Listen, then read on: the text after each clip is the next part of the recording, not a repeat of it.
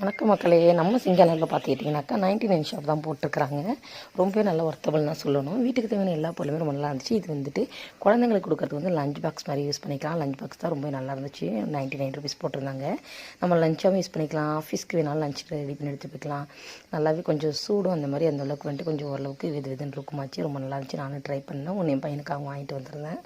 ரொம்ப நல்லா இருந்துச்சு. அப்புறம் பார்த்தீங்கன்னாக்கா நான் ஏற்கனவே இப்போ வீட்டில் கிளம்புறேங்க. அந்த 3 பாக்ஸ் வந்துட்டு 100 தான் போட்டிருந்தாங்க.